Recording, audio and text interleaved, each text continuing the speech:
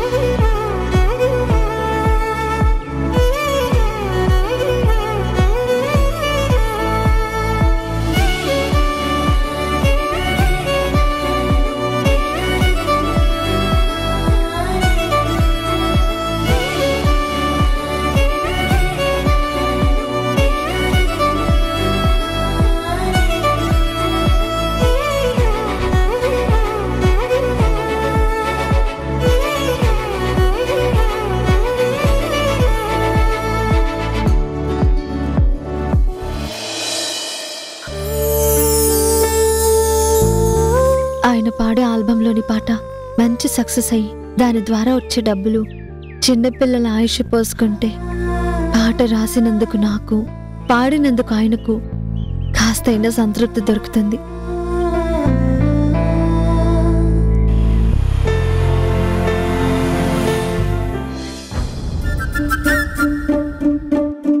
ఆయన వచ్చినట్టున్నారు.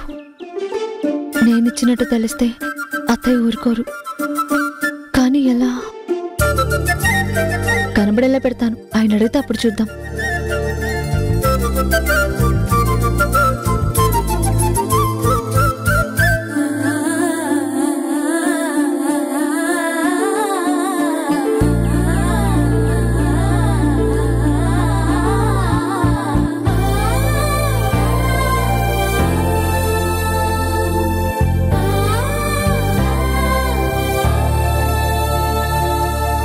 ఏమండి, ఏంటి అలా ఉన్నారు? ఏం లేదు. ఆఫీస్లో మళ్ళీ ఏమైనా జరిగిందా? తలనొప్పిగా ఉంది ఉషా, కొంచెం కాఫీ తెస్తావా? సరే, ఇప్పుడే తెస్తాను.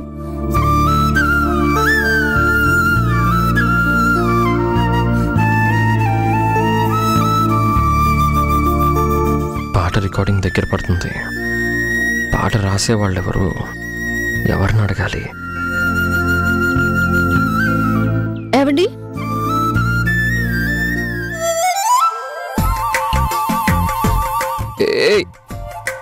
కాఫీ అక్కడ పెట్టాను, తీసుకోండి. నేను స్టవ్ మీద పాలు పెట్టాను, వెళ్ళాలి. అక్కడ పెట్టే బదులు నా చేతికి ఇవ్వచ్చు కదా. మీరే వెళ్ళి తీసుకోండి. థ్యాంక్స్.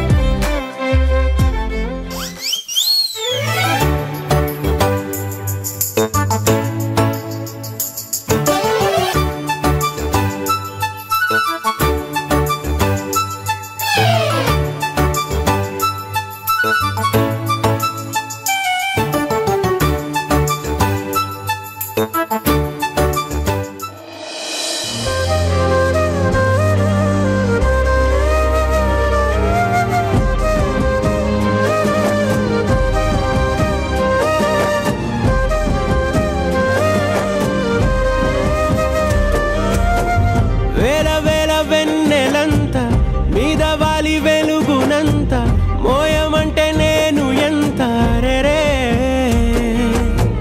చిన్ని గుండె ఉన్నదెంత హాయి నింపి గాలినంత ఊదమంటే ఓపిరెంత రే కథలెన్నో చెప్పారు, కవితల్ని రాశారు, కాలాలు దాటారు, యుద్ధాలు చేశారు. ప్రేమలో తప్పు లేదు, ప్రేమలో కథలెన్నో చెప్పారు, కవితల్ని రాశారు, కాలాలు దాటారు, యుద్ధాలు చేశారు. ప్రేమలో తప్పు లేదు, ప్రేమలో వేల వేల వెన్నెల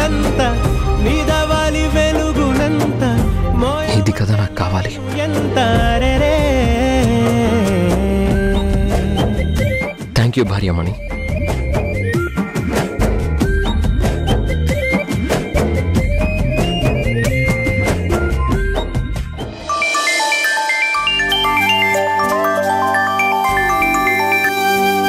చెప్పండి కిరణ్ గారు. అనిల్ గారు, లిరిక్స్ రెడీ. నిజమా? ఎస్, నా వైఫే రాసింది.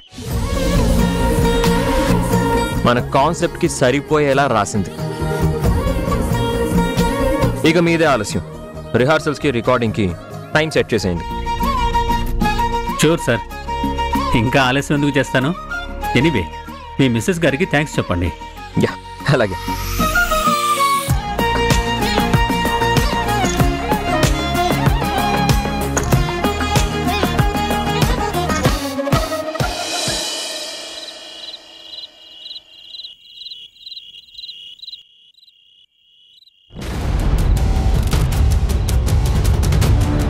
ఏంటి కిరణ్ నువ్వనేది?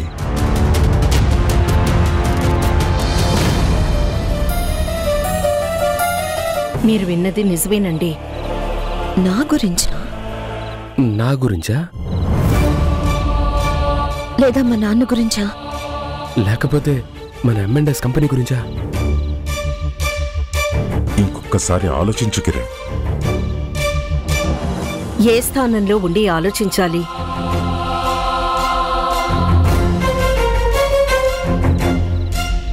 తల్లిగానా, మీ భార్యగానా, కంపెనీ ఎండీగానా?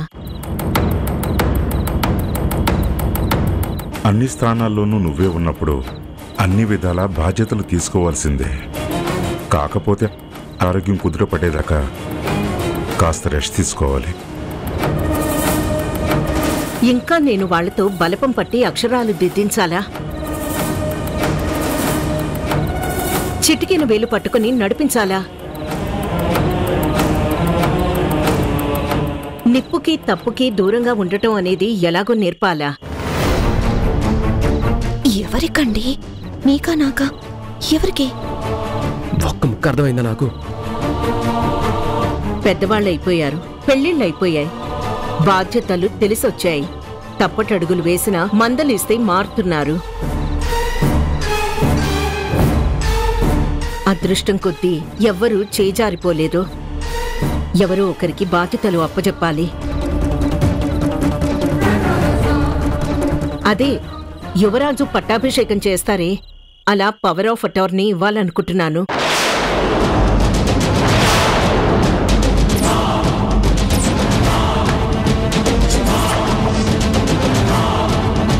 ఏంటిది కిరణ్మయి, అప్పుడే అలసిపోయావా? ఎవరికిస్తారు? మీకా కిరణ్ కా?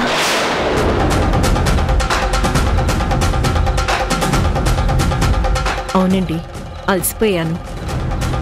పిల్లలు పెద్దవాళ్ళయ్యారు కదా, వాళ్లకు కూడా బాధ్యతలు ఇవ్వాలి. ఓకే సంజయ్, కిరణ్, ఈ ఇద్దరిలో ఎవరికి ఇవ్వాలనుకుంటున్నావు పవర్ ఆఫ్ అటార్నీ?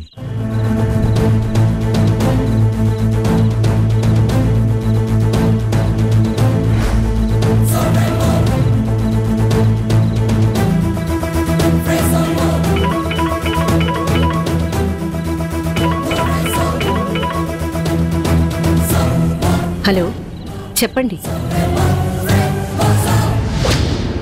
సరేనండి, నేను చూస్తాను. Thank you. ఎవరు కిరణ్?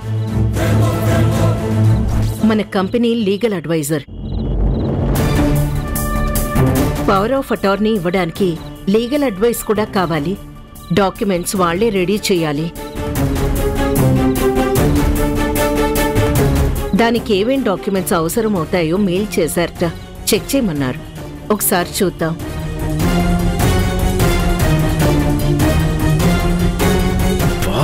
ఇవి తేల్చకుండానే గదిలోకి వెళ్ళి మాట్లాడుకుందాం. పదండి పదండి.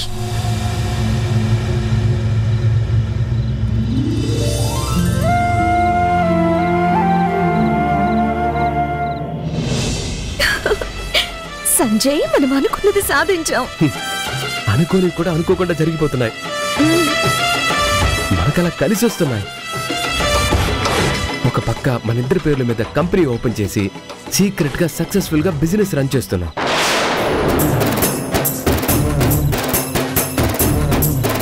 పైసా ఖర్చు పెట్టకుండా మన కంపెనీ నుంచి మెటీరియల్ తీసుకొని ఇంకో మన కంపెనీ నుంచి డీలర్స్కి మెటీరియల్ సప్లై చేస్తున్నాం. ఇక మనకు మిగిలింది పవర్ ఆఫ్ అటార్నీ మన చేతికి రావడమే.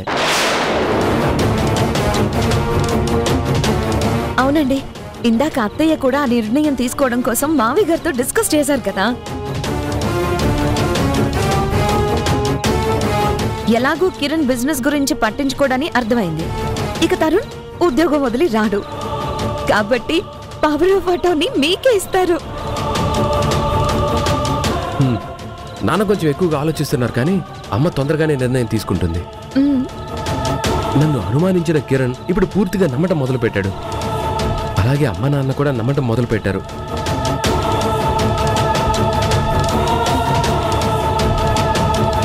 ఒక్కసారి పవర్ ఆఫ్ అటార్నీ నా చేతిలోకి వచ్చిందంటే మిగిలిన కథ నేను నడిపిస్తాను. దుర్యోధనుడు ముందుంటాడు మీలాగా, మిగతా వాళ్ళు పాండవుల్లాగా ఆస్తి కోసం అడుక్కుంటారు.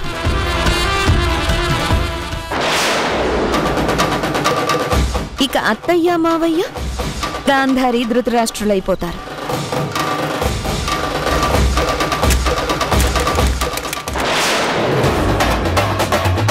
ఆ సౌండ్ ఏంటి? నేను చూస్తాను.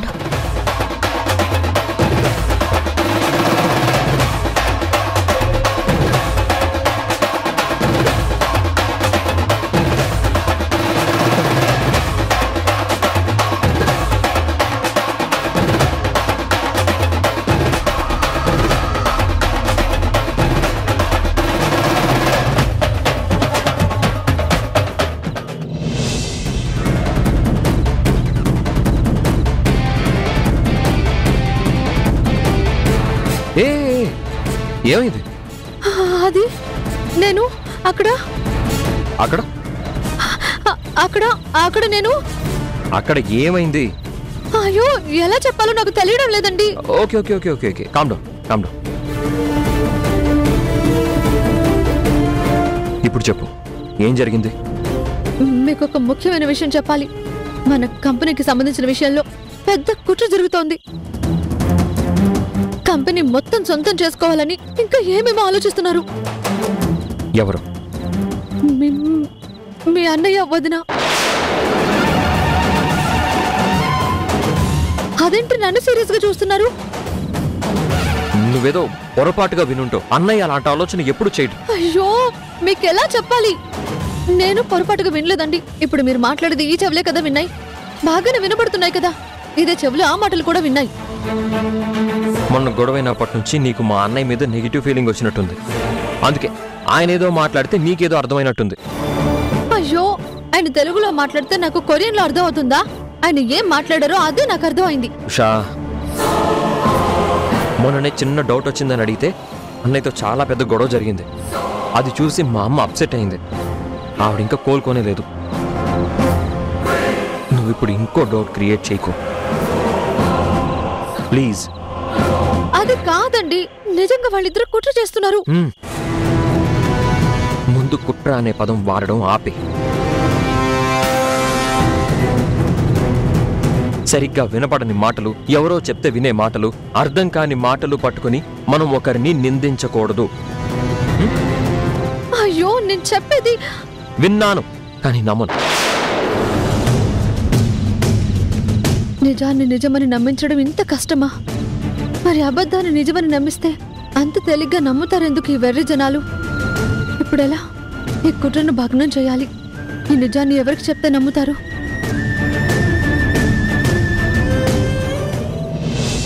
ఇప్పుడెలా? ఏం చేద్దాం? టెన్షన్ పడకు సంజయ్. టెన్షన్ పడద్దంటే ఎలా?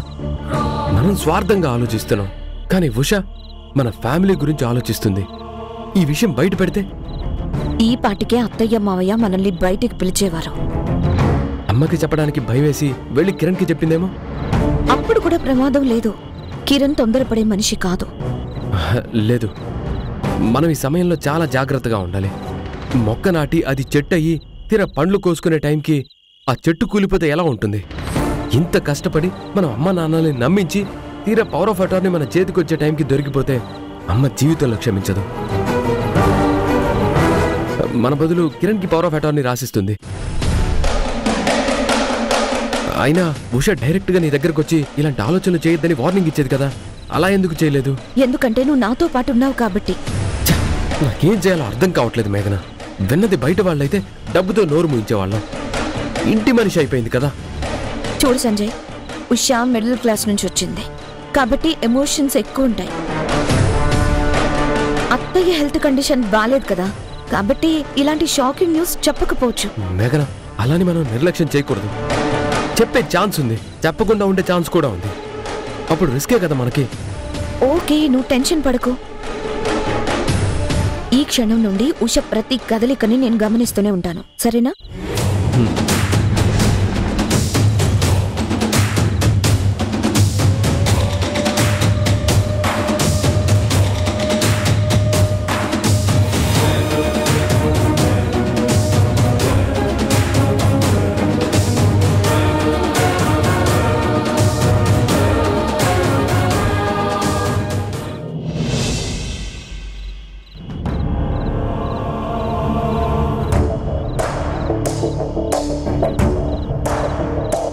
కిరణ్,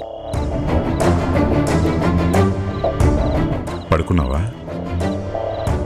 లేదండి, మెలకువగానే ఉన్నాను. రిపోర్ట్స్ వచ్చాయి. రిపోర్ట్స్లో ఏమీ లేదని కూడా వచ్చుండాలి. ఎందుకు లేదు? ఐరన్ డెఫిషియన్సీ ఉంది. హిమోగ్లోబిన్ పర్సంటేజ్ చాలా తక్కువగా ఉంది. ఇంకా నువ్వు బాగా రెస్ట్ తీసుకోవాలి. డాక్టర్ గారు చెప్పారా, మీరే చెప్తున్నారా? శంఖంలో పోస్తే గాని తీర్థం కాదు కదా, డాక్టర్ గారే చెప్పారు. మీరు కూడా అదే మాట చెప్పి నాకు సంకెళ్ళు వేస్తున్నారు కదా? సంకెళ్ళు వేయలేదు, నువ్వు ఆల్రెడీ వేసుకున్న సంకెళ్ళని తెంచి నీకు స్వేచ్ఛ ప్రసాదించాను.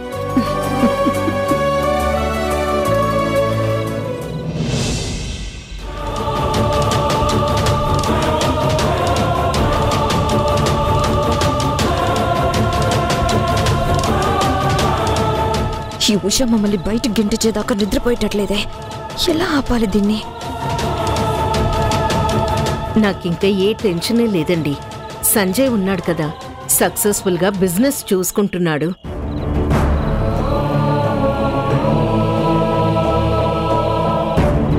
అత్తయ్య ఎంత నమ్ముతున్నారు, కానీ ఆ కొడుకు వెనక గోతులు తీస్తున్నాడని తెలుసుకోలేకపోతున్నారు.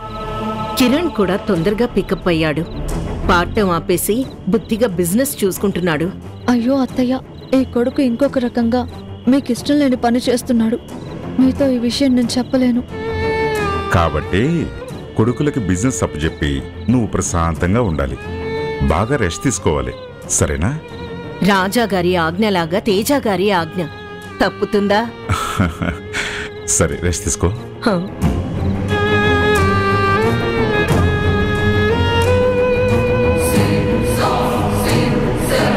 అమ్మా ఉషా, ఏంటమ్మా, ఏదైనా చెప్పాలా?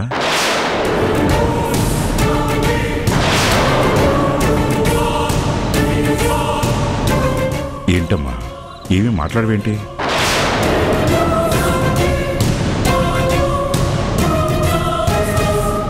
ఏమీ లేదు మామయ్య, మీరు రిపోర్ట్స్ తీసుకొచ్చారు కదా, ఏమైనా ప్రాబ్లమ్ అని అడగాలని వచ్చాను. ఏమీ లేదమ్మా, అన్ని రిపోర్ట్స్ బాగున్నాయి. పోనీలేండి, రెస్ట్ తీసుకుంటే సరిపోతుంది. మీ అత్తయ్య ఇప్పుడిప్పుడే బాధ్యతలు తగ్గించుకొని అన్నీ మర్చిపోయి రెస్ట్ తీసుకోవడానికి ఒప్పుకుంటుందమ్మా. తను ప్రశాంతంగా ఉంటే మనకంతకంటే కావాల్సిందే ఉంది. అత్తయ్య ప్రశాంతంగా ఉండాలనుకునే ఈ టైంలో నేను ఈ విషయం చెప్పి మళ్ళీ ఆవిడ్ని టెన్షన్ పెట్టడం ఎందుకు? అమ్మా ఉషా, బాగా లేట్ అయింది, వెళ్ళి పడుకో. అలాగే మామయ్య.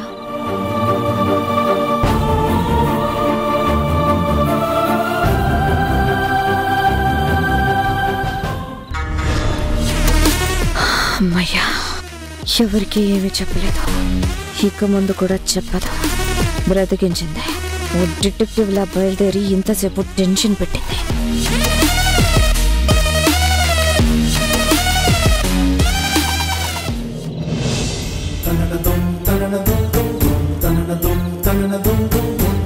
సంజయ్ అత్తయ్య బావగారు మేఘన అక్క మాయలో పడిపోయారు.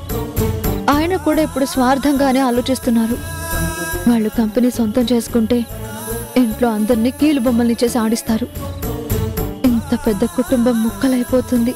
అదే జరిగితే అత్తయ్య తట్టుకోలేరు, మావయ్య గారు భరించలేరు.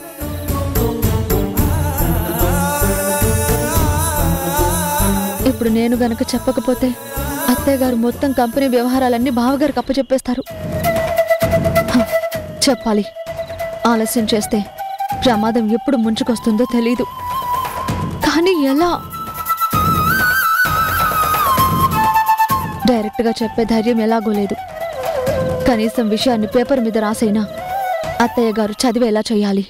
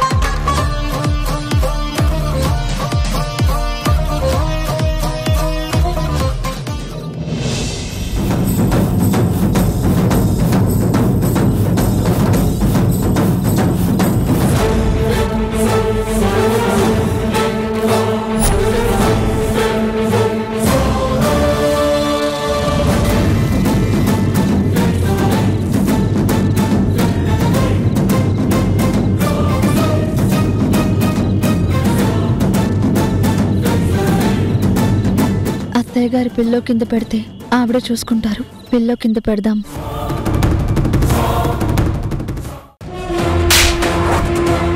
కన్న తల్లికే ద్రోహం చేయాలనుకునే నీకు ఇంకా నన్ను అమ్మ అని పిలిచే అర్హత ఎక్కడుందిరా? అత్తయ్య, ఇదంతా ఈ ఉషా. ఆపు! నమ్మి బిజినెస్ చేతిలో పెడితే మొత్తం కుటుంబాన్ని నడి రోడ్డు మీద నిలబెట్టాలనుకుంటారా? గొప్పింటి సంబంధం అని చేసుకుంటే ఇంత నీచానికి ఒడిగడుతుందా? అమ్మా అసలు ఇంకొక క్షణం నువ్వు నా కళ్ళ ముందున్నా నేనేం చేస్తానో నాకు తెలీదు. వెళ్ళిపో. నీ భార్యను తీసుకొని వెళ్ళిపో. ఈ రోజు నుంచి నా పెద్ద కొడుకు లేడు, చచ్చిపోయాడు.